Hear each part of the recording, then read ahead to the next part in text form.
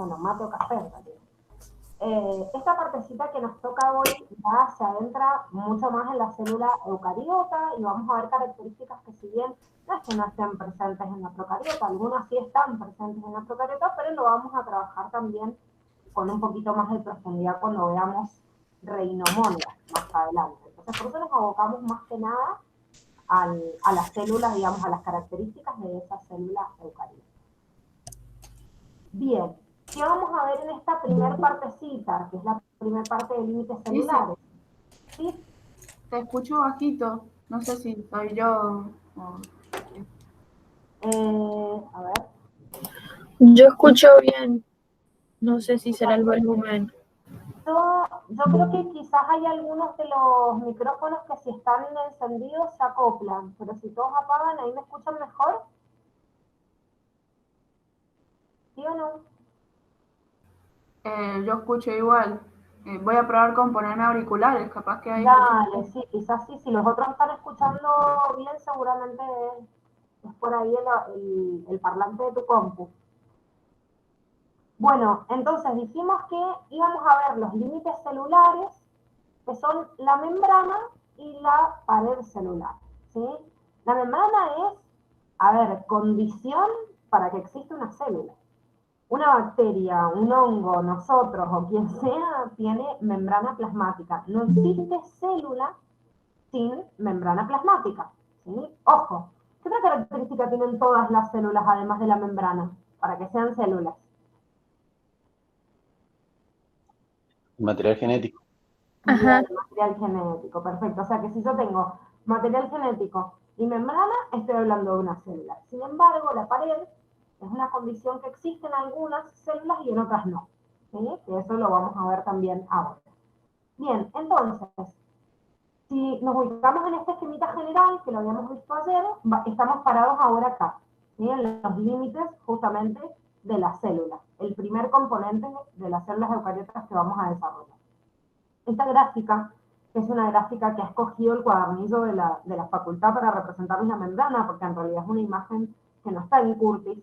En Curtis tiene como menos colores, entonces por ahí es más confusa, pero esta imagen que ha escogido el cuadernillo de la facu se la pegué acá y en el cuadernillo, obviamente, para que la puedan visualizar bien, se pueden ver la diferencia entre cada uno de sus componentes. Fíjense que en la membrana vamos a tener un colchoncito y todo este colchoncito, que parece que estuviera formado por cabecitas de alfileres, son los fosfolípidos, que nosotros llamamos descripto, con estas patitas que se meten en el interior de la membrana y otra capa del otro lado que está armado de la misma manera, ¿sí? O sea, una doble capa de fosfolípidos. Tenemos acá embutidos que se ven en amarillito, otra molécula formada también por lípidos, que es el colesterol, las proteínas, que están simbolizadas en naranja, y estos glúcidos que se ven en verde. ¿Sí? O sea que con esta imagen al lado lo que vamos a hacer es describir obviamente cada uno de estos componentes. Vamos primero a este colchoncito de fosfolípidos, a esta doble capa de fosfolípidos. Habíamos dicho que los fosfolípidos eran de naturaleza lipídica, pero ¿qué particularidad tenían? O sea, son lípidos, pero ¿qué particularidad tenían al tener esta cabecita? Que la cabeza es hidrofílica y las colas hidrofóbicas. Son anfipáticos. Perfecto, son antipáticas, o sea, es como que a mí me gusta decirles que son como bipolares, no saben qué carajo quieren, si aman al agua, si la odian, o sea, no definen su personalidad. Entonces, al no definir su personalidad, permiten algo específico en esta membrana celular, que es, ya sea porque lo rechaza la cabeza o porque lo rechaza la cola, casi nada puede pasar esta membrana. O sea que se vuelve una membrana prácticamente impenetrable para cualquier sustancia. Por eso decimos que la membrana tiene semipermeabilidad. Esta semipermeabilidad es posible gracias a que cada uno de estos fosfolípidos tienen esta naturaleza anfipática, amor y rechazo al agua simultáneo. La doble bicapa simultáneamente tiene un diámetro de 7 a 9 nanómetros.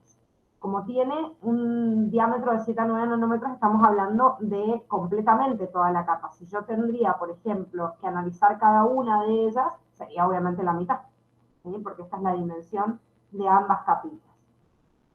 Ahora, esta membrana, además de darme los límites de la célula y de restringir el movimiento de sustancias que ingresan y que egresan de la célula, tenemos que entender que es la naturaleza también de cualquier membrana de una organela interna en la célula eucariota. ¿Eso qué quiere decir? Que todas las organelas membranosas de una célula eucariota tienen también esta bicapa de fosfolípidos y tienen la misma capacidad de medir qué es lo que se intercambia, ¿sí?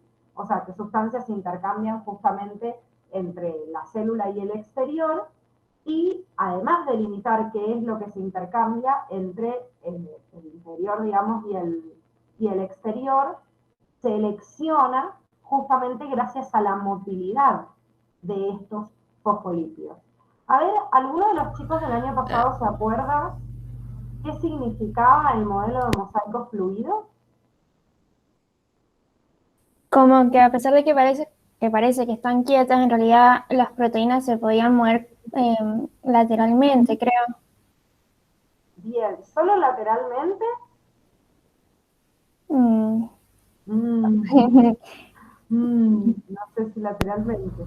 Bueno, está bien, igual la lateralidad es una de las características. Fíjense que los fosfolípidos, como se ve en esta imagen, tienen la capacidad de hacer movimientos laterales y un movimiento de rotación entre ellos que se llama movimiento flip-flop.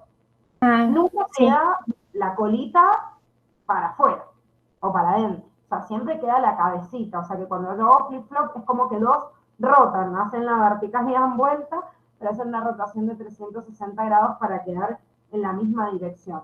Bien, pero ¿por qué modelo de mosaico? Porque este sería el fundamento por el cual yo le llamo fluido. O sea, es fluido porque justamente yo veo que hay este movimiento. Pero ¿por qué modelo de mosaico?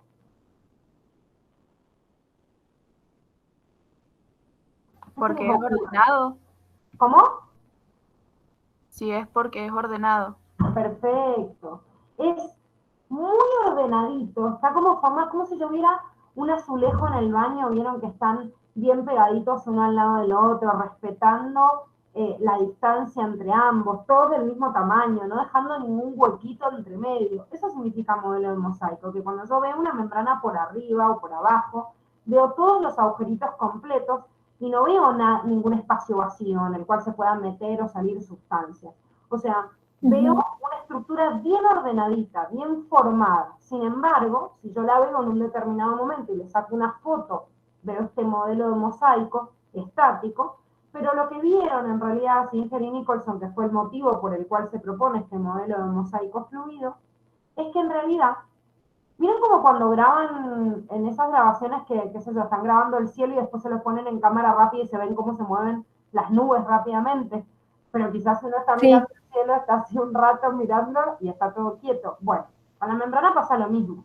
Yo la veo en un momento en un microscopio, olvídense en un microscopio óptico, ni en pedo se ve nada, o sea, necesito un microscopio electrónico que ve la resolución del tamaño de una membrana. Pero veo todo estático, quietito, y claro, de repente, si yo dejo esa filmación en el microscopio durante un tiempo, voy a ver que en realidad no a la velocidad del ojo humano, sino a la velocidad que comanda la célula, pero se empiezan a mover rápidamente todos esos fosfolípidos y esas proteínas también, dirigidos hacia los estímulos químicos, lumínicos, en el caso que es eso de una célula vegetal que hace fotosíntesis, o un estímulo químico que lo pueda acercar o que lo pueda rechazar, o de acuerdo a la temperatura o la presencia de receptores, o sea, se están moviendo todo el tiempo.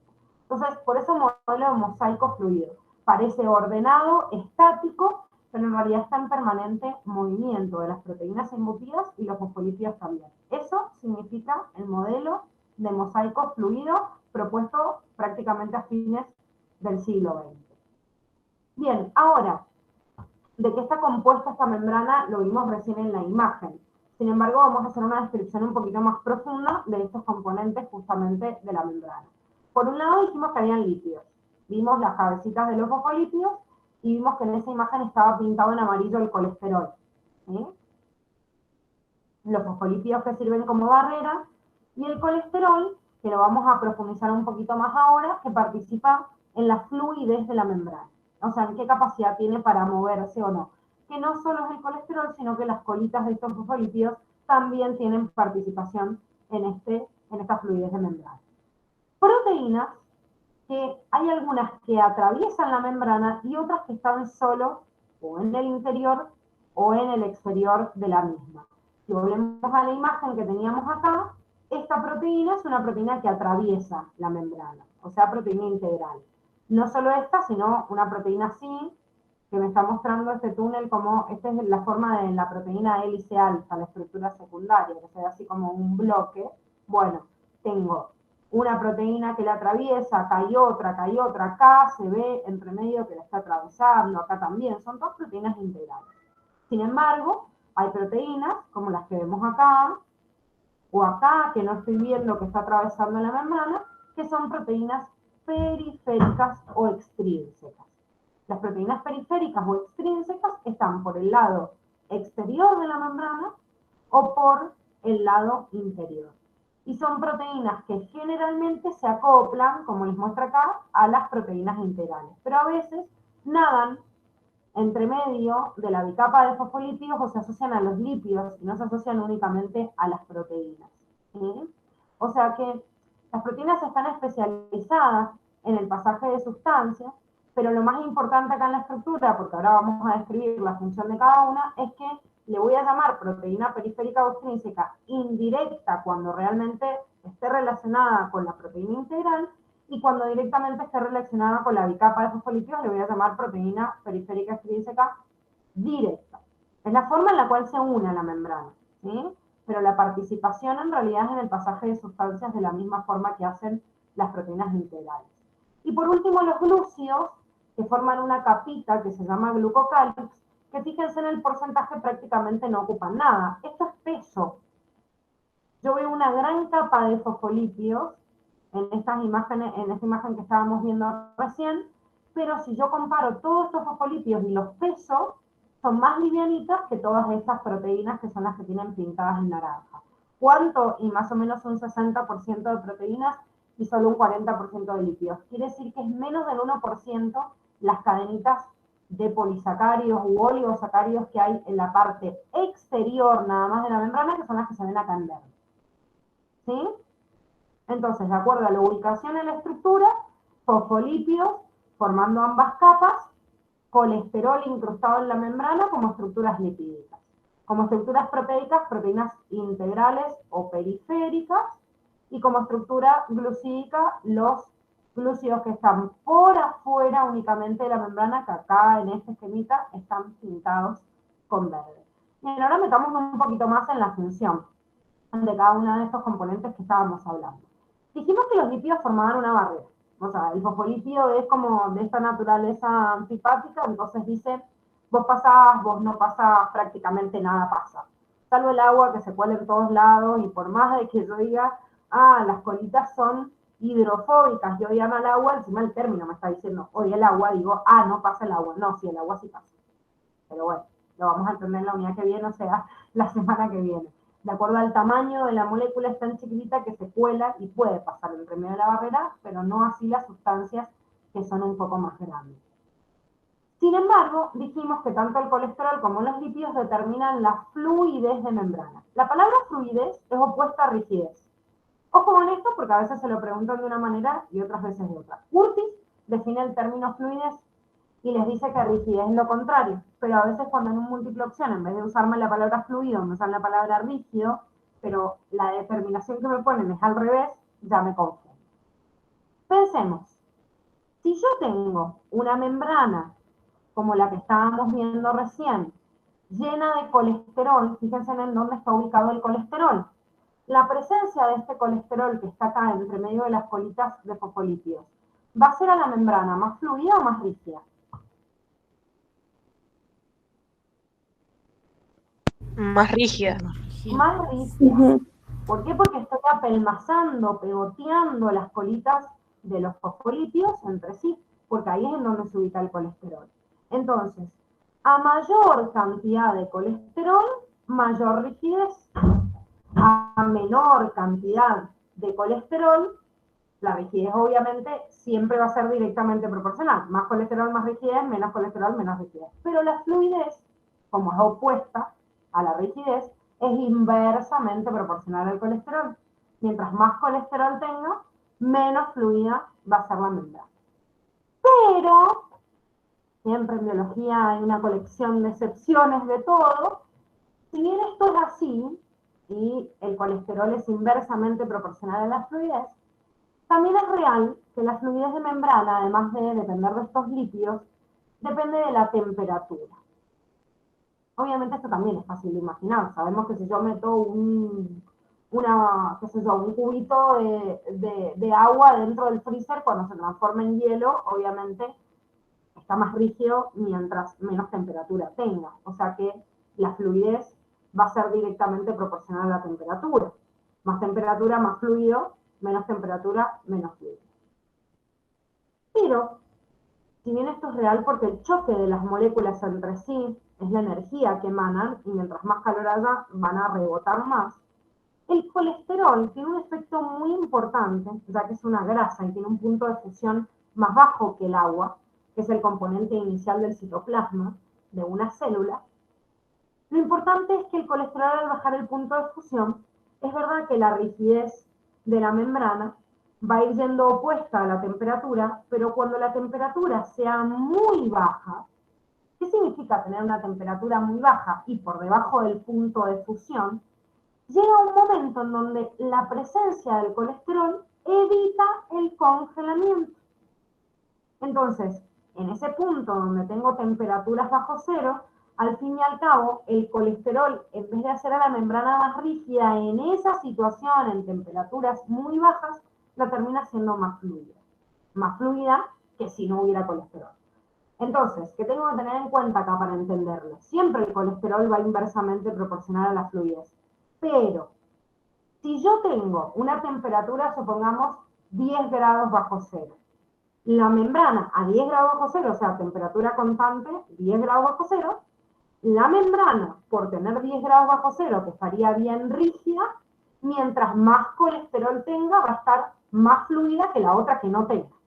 ¿Se entiende? Giselle, yo tengo una Sí. duda. Sí. En el caso del espermatozoide, que necesita estar a baja temperatura, ¿no necesita más fluidez para que corra más rápido? El espermatozoide necesita 2 grados menos que la temperatura corporal, pero no tiene que ver con la rigidez de la membrana, porque estamos hablando igual de una temperatura de 35 grados, cuando el cuerpo tiene generalmente 37, o sea, necesita 2 o 3 grados menos, no mucho menos. Pero la temperatura menos que necesita el espermatozoide para sobrevivir y para moverse normalmente no es fluidez de la membrana, sino es el batido flagelar.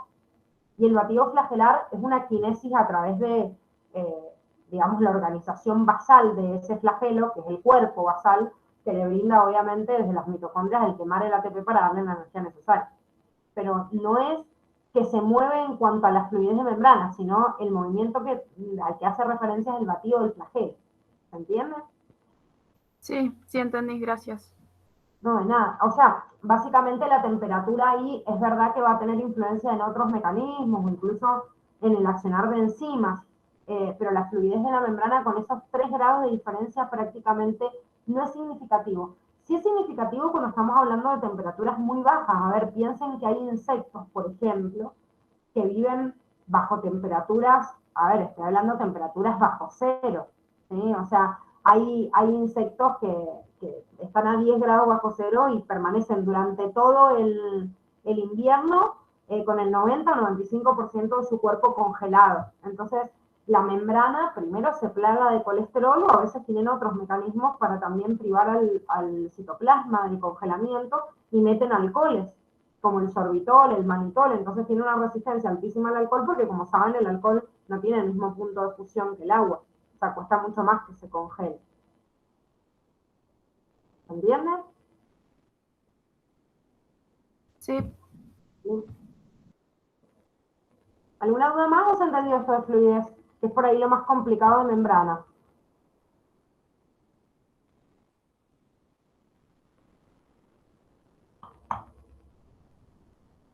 ¿No? Bueno, seguimos.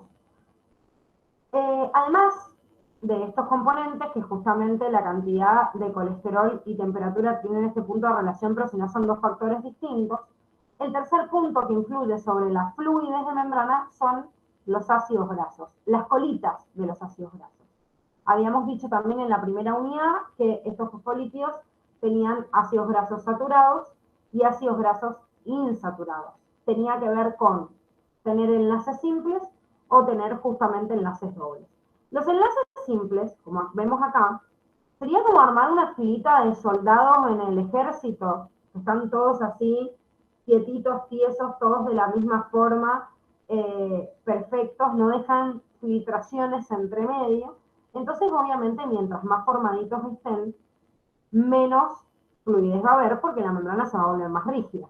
Ahora, los ácidos grasos insaturados serían como estos que tienen esta patita acá donde está la doble ligadura bailando, dejando distancia entre sí. Es como, en vez de una fila de soldaditos del ejército, sería como la fila que arman las maestras de los nenes de 5 o 6 años en la primaria, que les dicen tomen distancia, están todos los pendejos dando vueltas, gritando, tocándose, metiéndose cachetones, o sea, no respetan ese distanciamiento ordenado. Por lo menos cuando yo era chica sí se respetaba, pero ahora hace como mucho tiempo que no lo veo. Entonces, esa distancia que toman entre sí, que a veces es más grande, otra más chica, deja huecos, espacios que permiten el pasaje de sustancias. Entonces, mientras tengo más cantidad de ácidos grasos saturados, la membrana es más rígida. En cambio, mientras tengo más ácidos grasos insaturados, la membrana es más fluida. Esto es un conjunto de todos, ¿eh? No es que toda la membrana tenga ácidos grasos saturados o toda la membrana tenga ácidos grasos insaturados. Es una colección de ambos. Tengo que entender que mientras más insaturados haya, más fluidez va a haber, y mientras más saturados haya, más rigidez va a haber.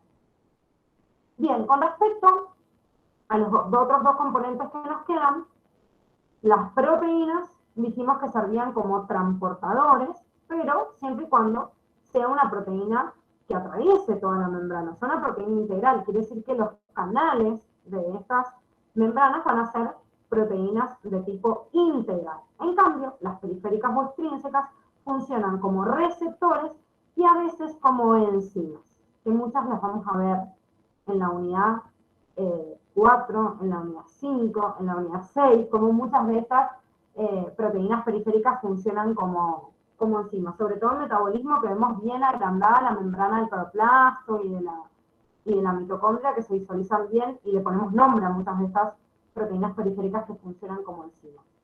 Y los glúcidos tienen dos funciones principales. Como son una cadenita de azúcares que están del lado de afuera, es lógico pensar que participan en la adhesión celular porque el glúcido forma tipo como un chicle, o sea, yo lo disuelvo en agua y es pegajoso, adherente. Entonces, si yo quiero adherir una célula con la otra, me va a ser fácil pegotearlas a través de estos glúcidos que están en la periferia. Pero además de eso, sirven para el reconocimiento en la superficie de la célula. Significa como receptores, acoplados muchas veces a proteínas extrínsecas o a proteínas integrales. ¿A qué les suena esta forma así? Así como en Y. Como una antena. Bueno, bien, sí. Y desde la célula, a ver, indagando un poquito más en unidades. ¿Cómo? Que para mí es como ramas. Sí, se parecen como ramificaciones. ¿Pero a qué les suena de la estructura de una molécula que hemos visto y que incluso deberían haberles dado desde la secundaria? No sé si todos lo han visto.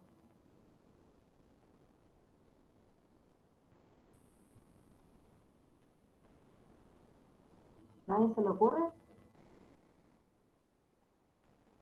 Esta forma así, como están viendo acá, es la forma de un anticuerpo.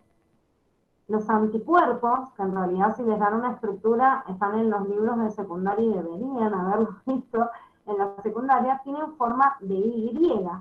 Y justamente los anticuerpos son tipos de glúcidos unidos a una proteína, son una glucoproteína en la superficie de la célula, específicamente en este caso de los linfocitos B, que son las células productoras de anticuerpos, ¿sí? O sea que hay muchas de estas estructuras que después les ponemos un nombre específico en un tejido o en un órgano, pero en realidad responden a estas estructuras básicas o lipídicas o proteicas o glucídicas de las membranas, ¿sí? Obviamente cada una de esas particularidades las vamos a ir viendo en cada una de ellas de las unidades, obviamente, en la que profundicemos de esta membrana. Bien, vamos al segundo componente dentro de los límites celulares, que es la pared celular. La pared celular dijimos que está en algunos organismos y no en todos.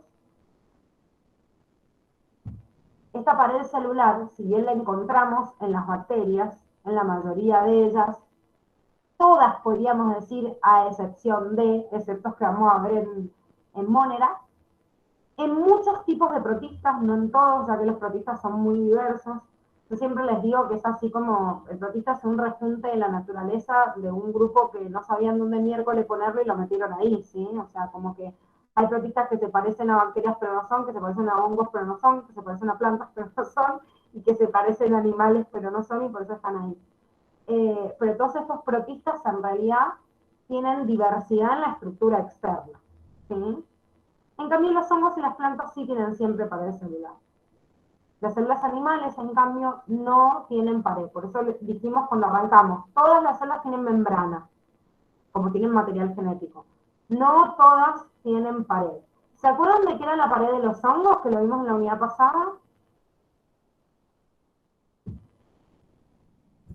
¿De quitina puede ser? Bien, de quitina, tiene un polisacárido nitrogenado. ¿Y las plantas? De celulosa. Perfecto, de celulosa. O sea que hay componentes específicos en cada una de estas paredes. En realidad, los procariotas tienen una sustancia que se llama peptidoglucano o mureína. Las algas y los protistas depende de qué tipo de alga y protista, entonces depende de ellos, va a ser de qué tipo de composición sea, hongos de quitina, plantas de celulosa, ¿sí? Animales, ¿por qué no están? Porque no tienen pared celular. Ahora, todas las membranas tienen como función el pasaje de sustancias. Pero la pared tiene una función sumada. O sea, la membrana es lo que me limita que la célula sea una célula, porque limita el pasaje de lo que entra y lo que no, que sea semipermeable y pueda mantener su estado estacionario. En cambio, la pared es una estructura rígida, por fuera de la membrana, que la protege, la diferencia, la ayuda a conectarse, pero no es fundamental. Sobre todo en organismos pluricelulares como nosotros, en donde nuestras células están unidas entre sí y en realidad forman estructuras llamadas tejidos, y ya existe comunicación entre ellas a partir del tejido, y la forma misma se la da el tejido, o sea, la adhesión de una célula con la otra, o el citoesqueleto. Entonces, aparece como secundaria la presencia de una pared, pero en las células que lo hay, cumplen estas funciones, ¿sí? Protegen, diferencian, en esta diferenciación entra el darle forma también a las células, y conectan una célula con la otra para darle transmisión. Curtis les da el ejemplo de un solo tipo de pared. No quiere decir que los otros no tengan. No les da un ejemplo de una procariota porque lo vamos a ver en Monera. No les da ejemplo de protista y no lo vamos a ver este año, ¿sí? Así que hasta que no tengan microbiología en segundo de la facultad, se olvidan. Y tampoco vamos a ver la pared de los hongos, que tampoco la facultad lo toma como contenido. O sea que solo la pared de los vegetales la tomamos como ejemplo, y esa pared de los vegetales tiene una estructura que desde adentro hacia afuera de la célula está formada por una pared secundaria, primaria y la mina media. Ahora, si yo lo veo desde la unión entre ambas, o sea, dos células se acaban de dividir, lo primero que se forma acá, que sería como esta línea, que acá está ampliada en color medio rosado, es lo que se llama la minilla media. Es el punto en el cual toman una célula vegetal para dividirse y formar dos células nuevas. Está formada por este polisacárido, que como les dije recién, las sustancias de naturaleza glucídica son como pegajosas, entonces le permite que queden adheridas. Estas pectinas hacen esto, mantienen unida esta célula con la otra. Y por mientras, cuando la célula se divide, se va construyendo esta pared primaria, que es la que se ve en marrón, acá se ve más grande, formada por celulosa. Esta es la estructura rígida y que tiene comunicación o puentecitos entre medio. Este puente que ven acá se llama plasmodesmo y es el puente de unión de una célula con la otra, ¿sí? Plasmodesmo, entonces, el punto de unión que se forma a partir, digamos, la comunicación entre una pared y la otra. Ahora, esto que se ve acá en amarillo, que se ve por dentro, es lo que se llama pared secundaria. No todas las células vegetales tienen pared secundaria. ¿Quiénes tienen pared secundaria? Los que tienen un crecimiento de tipo arbustivo o arbóreo, o sea, una corteza. La corteza, que es una sustancia como dura, que se llama corcho o suber, está formado por lignina. Todos los que son árboles o arbustos y que crecen sobre una estructura rígida es porque hicieron por adentro de la membrana primaria un refuerzo con celulosa y lignina, que es esta pared secundaria. Ahora, una herbácea es, por ejemplo, cualquier tipo de hierba, un helecho, o sea, las plantas que no tienen el crecimiento como de un tronco, no tienen esta pared secundaria. Entonces tienen solo la pared primaria y llegan hasta esta estructura de celulosa y no llegan después más a esta estructura lignificada, formada justamente por corcho, suber, como decíamos recién, que es la estructura, digamos, rígida que la mantiene. Chicos, ¿dudas hasta acá? Sí. A mí no me quedó claro lo de la laminilla media. Bien, la laminilla media es la que se forma cuando la célula se va a dividir. Por ahí es difícil verlo acá porque no estamos viendo todavía división. Pero a ver. No, el marcador es acá. Suponete que yo tenga acá una célula vegetal que se va a dividir en dos. ¿Sí? O sea, que me va a formar dos nuevas células. Lo que hace esta célula, antes de formar dos nuevas células, que va formando, digamos, como su núcleo de cada una de ellas, deja en el medio, va pegando así, pegoteando sustancias que forman como toda una laminita que la separa entre sí.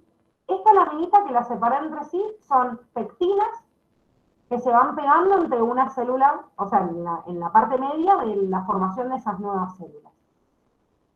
Esto que está en amarillo sería la laminilla media. Después de eso se van apoyando placas de celulosa de esta manera y terminan dividiendo la pared de ambas células.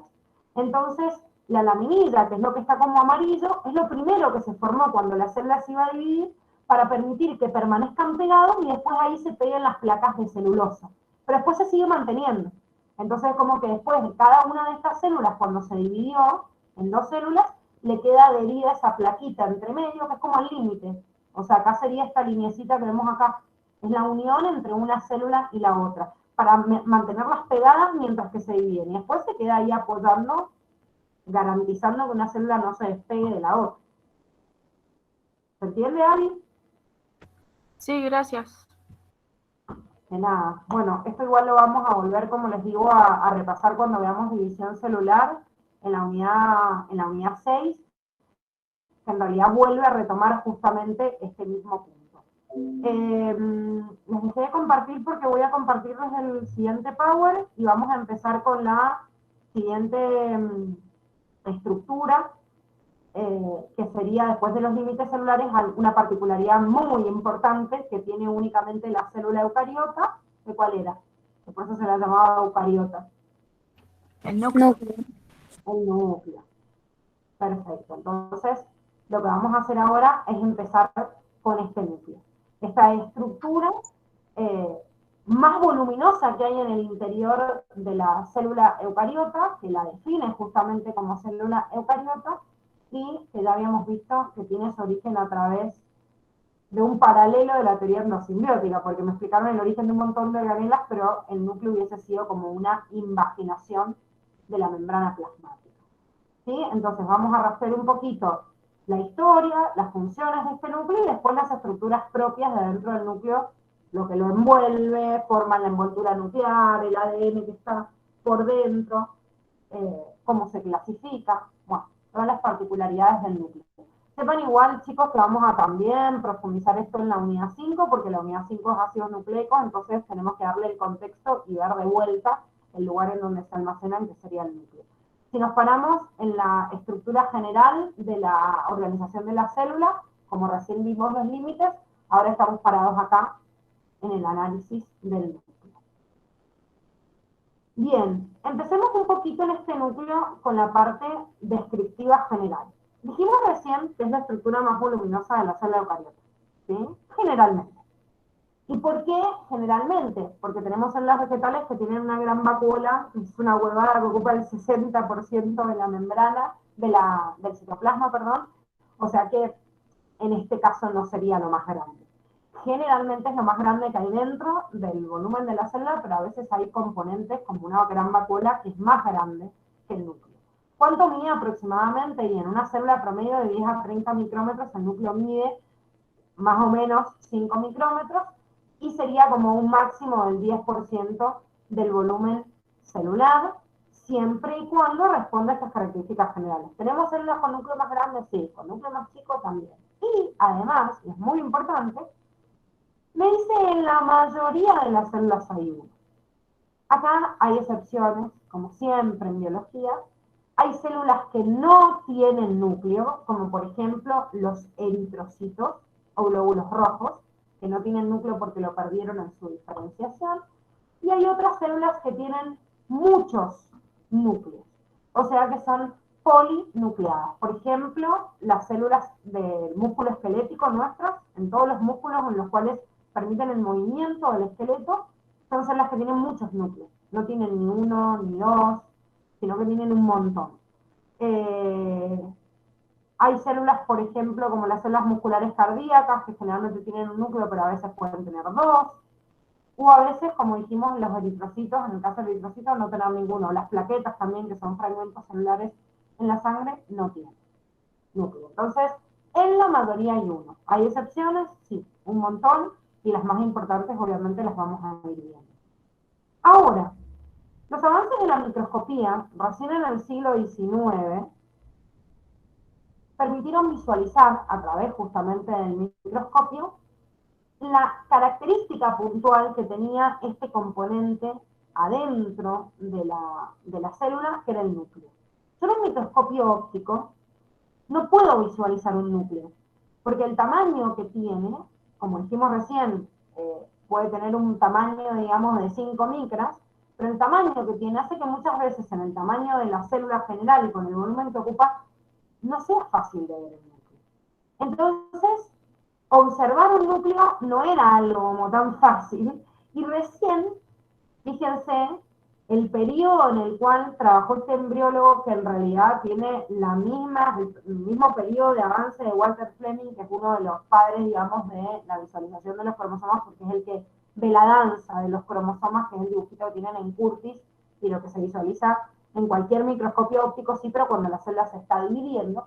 Se empezó a trabajar con algunos grandes gametas, como por ejemplo los óvulos y los espermatozoides de erizos de mar, que son grandes gametas en las cuales se pudo visualizar la fusión de los núcleos. No el material genético en su interior, pero se visualiza por primera vez, digamos, la fusión de estos núcleos. En cambio, Walter Fleming analiza en el microscopio esto que llama la danza de los cromosomas, y que esto que están viendo acá es un dibujo hecho por él mismo, que en realidad está hecho con larvas de salamandra, pero después se visualizaron con un montón de otras células también, cómo los cromosomas cuando estaban condensados, sí al separarse se podían ver en el microscopio.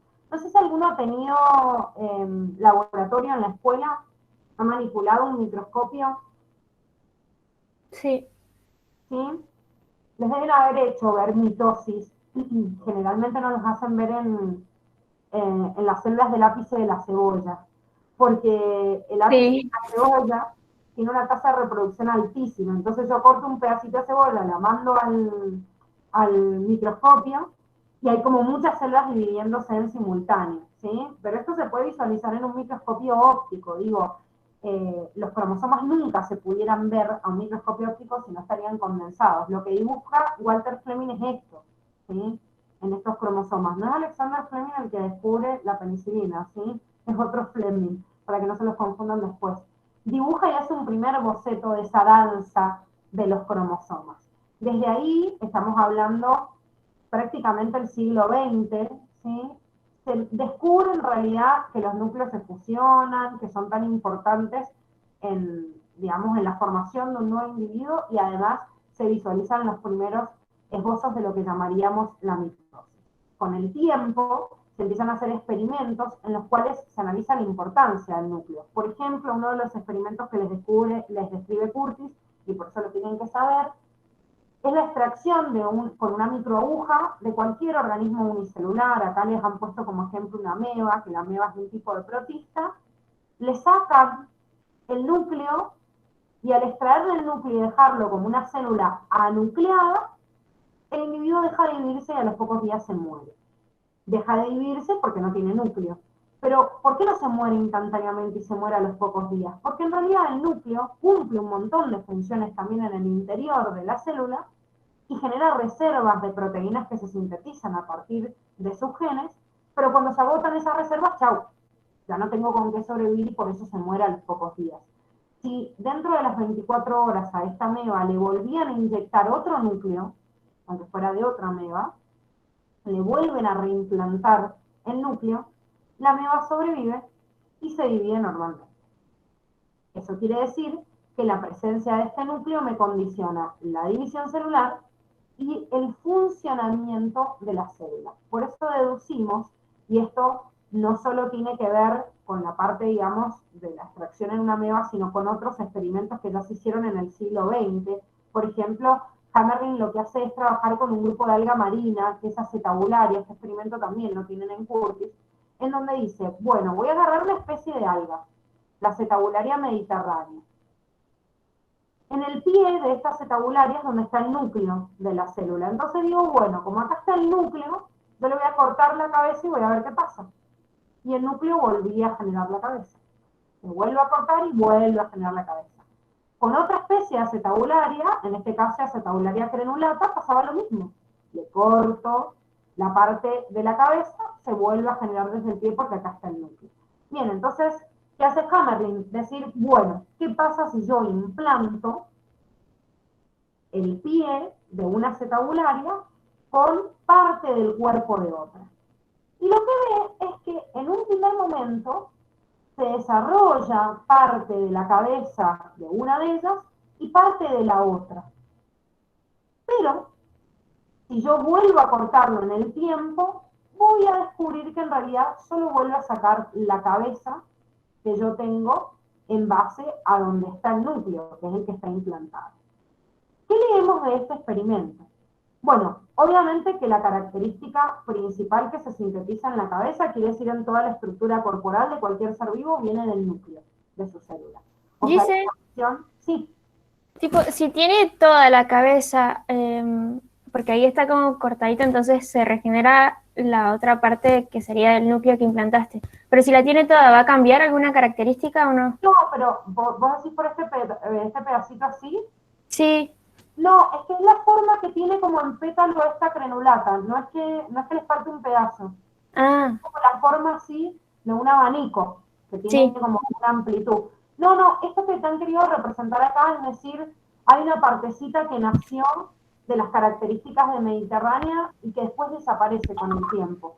Ah, bien. ¿Por qué yo entiendo esto? O sea, no es que reemplaza el pedacito, sino que hay una parte que se desarrolla de la anterior. ¿Por qué yo puedo entender que pasó esto? Porque en realidad, como decíamos recién, en la ameba, hay una parte, o sea, deja de dividirse en el momento, pero no se muere instantáneamente y se muere a los pocos días porque en el citoplasma de esta célula me quedan reservas de proteínas que fueron sintetizadas por ese núcleo. Entonces, ¿qué se entiende de este experimento? Que en un primer momento, en este pedacito, en este tronquito, digamos, que vemos acá, que es parte del talo de esta acetabularia, existen todavía algunas proteínas sintetizadas del núcleo que tenía antes que me ayudan a expresar una parte de sus características.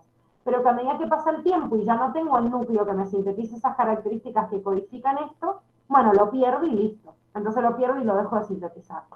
Miren, es como perder un determinado gen, entonces con el tiempo deja de existir. Es como cuando nosotros tenemos una coloración de pelo durante toda la vida y nuestros genes dicen, tengo el pelo castaño, y llega un determinado momento en donde se pierde en determinada célula la capacidad de sintetizar la melanina, me sale una cana y cae fuego.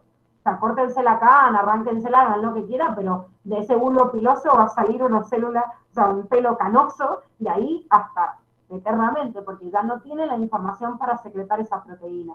Esto es lo que le pasa a esta acetabularia. Cuando ya tiene implantada este núcleo, expresa, mientras que le queden proteínas acumuladas en el citoplasma, expresa algunas características que estaban inicialmente en este núcleo, pero acá ya no están. Entonces, ya en la siguiente generación de síntesis de proteínas, en la misma vida, ya listo. La característica de este sombrerito, que es como forma de pétalo, le dicen a Acetobacter crenulata, ya sale en base a la información que hay en el núcleo. ¿Se entiende? Sí. ¿Sí? Bien. Sí. De acuerdo a todos estos experimentos, y se los nombro porque son importantísimos, chicos, no son los únicos experimentos que hay a nivel celular, obviamente hay un montón, pero estos están nombrados en Curtis, así que los tienen que saber, podemos deducir que toda la información hereditaria de la célula está contenida en el ADN y que ese ADN está dentro del núcleo, ¿sí? Y al dividirse, obviamente, se divide y lleva esa información a las células hijas, que esto lo habíamos visto también en la teoría celular, pero además podemos deducir que este ADN al sintetizarse genera proteínas y esas proteínas comandan las actividades de la propia célula. ¿Cómo en realidad llevan a cabo el funcionamiento de de la actividad celular? Porque sintetizan también el ARN, que el ARN, vamos a ver, es como la molécula mediadora entre el ADN y la proteína. Entonces, la síntesis de ARN me condiciona que después en el citoplasma se lleve a cabo la síntesis proteica para llevar a cabo las distintas actividades a nivel celular. Y esta misma síntesis de proteínas comanda la regulación de la expresión génica. ¿Qué quiere decir esto? Que no solo el núcleo tiene el ADN y comanda las funciones, sino que también bloquea o activa determinados genes para que en algunas células se expresen algunos genes y en otras no. Por eso yo tengo todas las células de mi cuerpo, todas tienen la misma genética.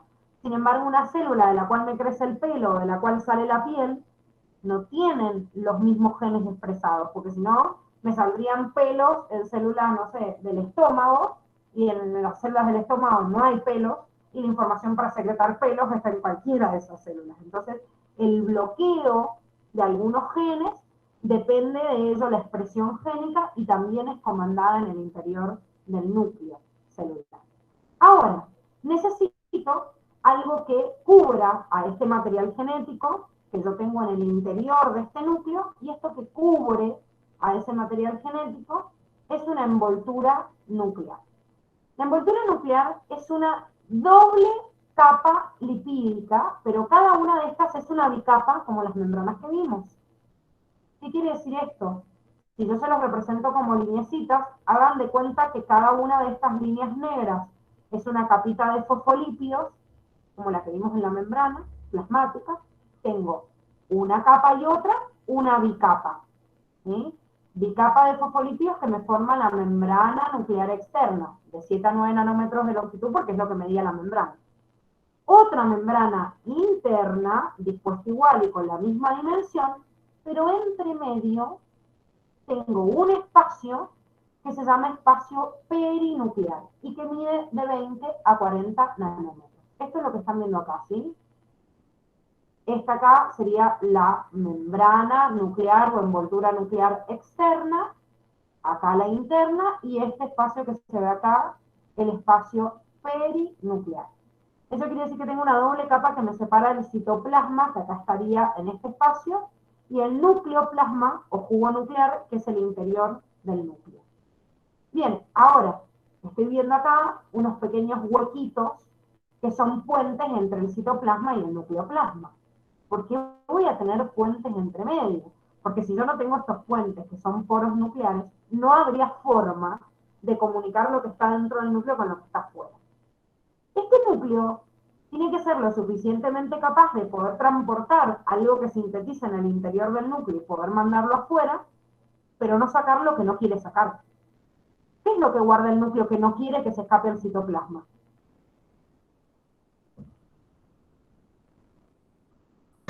El ADN. El ADN, ¿sí? O sea que tengo que tener una dimensión en este poro nuclear que no me permita la salida de moléculas tan fundamentales como el ADN. Pero el ADN sintetiza, como dijimos recién, ARN, y este ARN sí sale desde el núcleo hacia el citoplasma porque yo necesito usarlo en el citoplasma. Entonces, nunca sale el ADN, pero ese ARN es el que sale hacia el exterior. Yo siempre les digo, tomen al ADN como el libro de recetas de la abuela, que de forma celosa lo tienen guardado y no lo quieren compartir.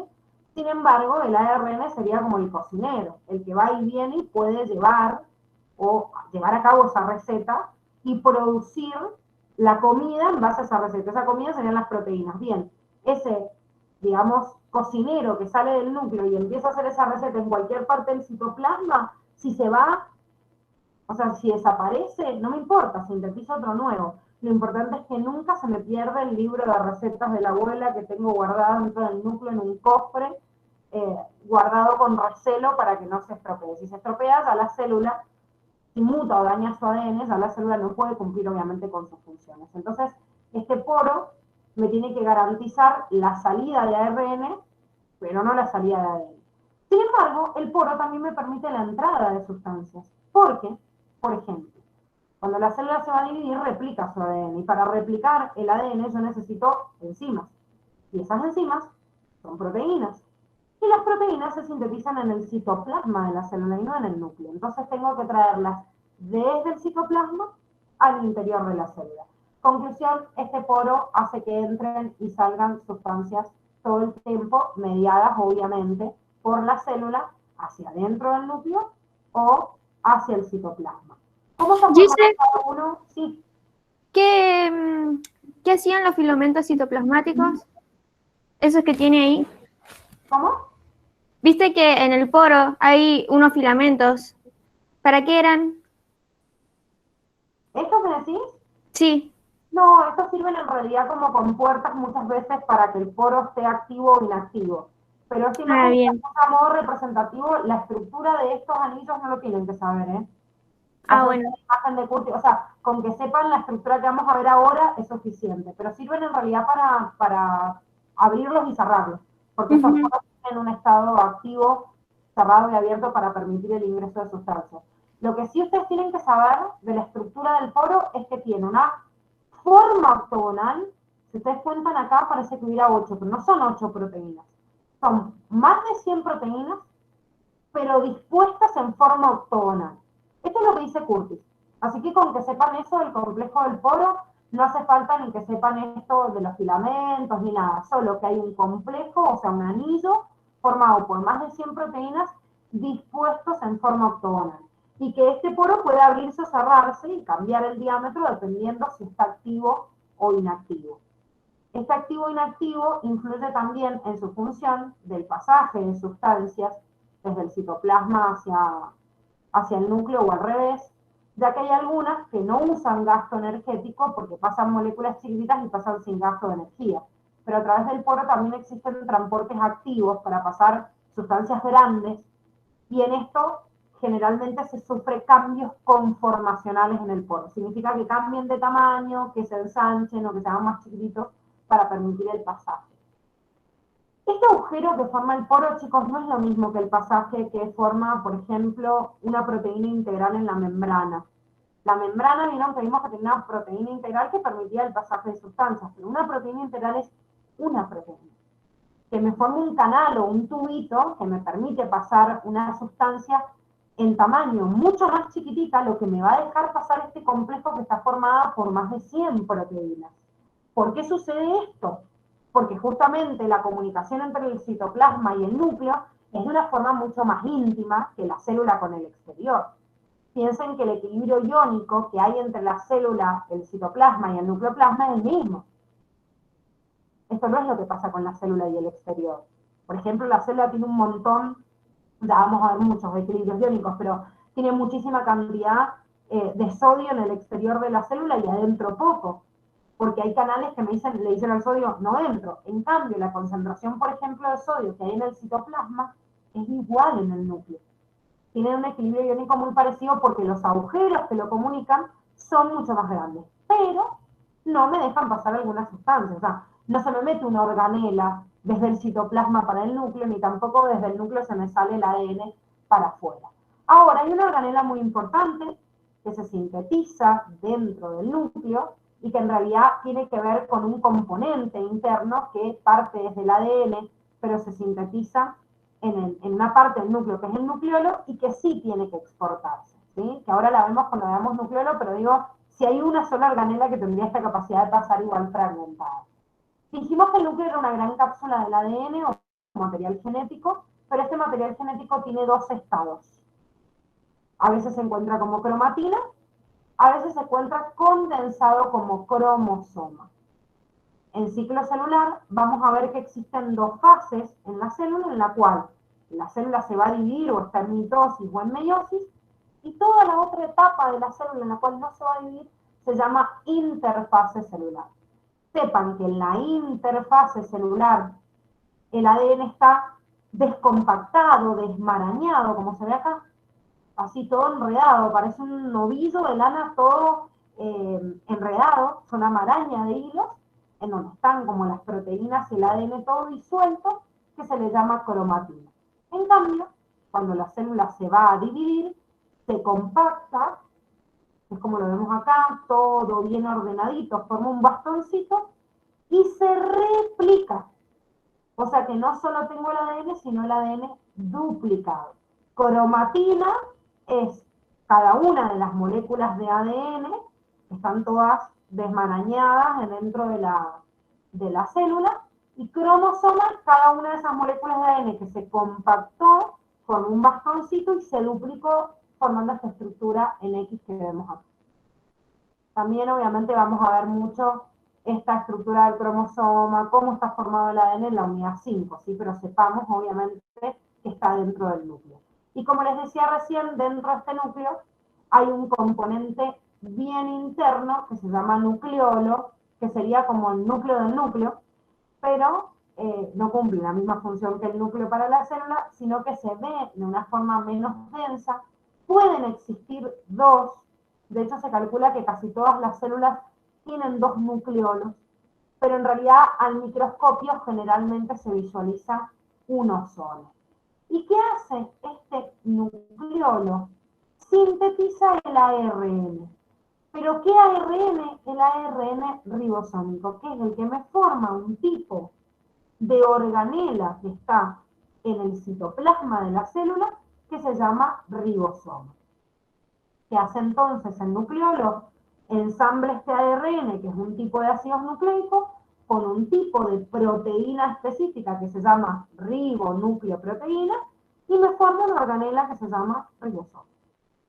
Ahora, el ribosoma, que va a tener como una forma de pelotita, esto mañana lo vamos a ver bien porque vamos a ver los ribosomas y los describimos, esa pelotita está formada por dos subunidades, que cuando se ensamblan, comienzan el proceso de síntesis proteica. Lo que hace el núcleo, a partir del nucleolo, es sintetizar las dos subunidades separadas. Y cada una de ellas migran a través del poro nuclear, desde el núcleo hacia el citoplasma. O sea que en realidad esta organela sí pasa desde el núcleo hacia el citoplasma, es la única organela que pasa porque es la más chiquitita, pero igual pasa desarmada. Si yo la encastro, no tendría posibilidad de sacarla por el poro, porque ya es más grande el ribosoma que el poro del núcleo para dejarla pasar. ¿Se entiende? Sí. Sí. Bueno, queridos, esto sería lo último que vamos a ver por hoy.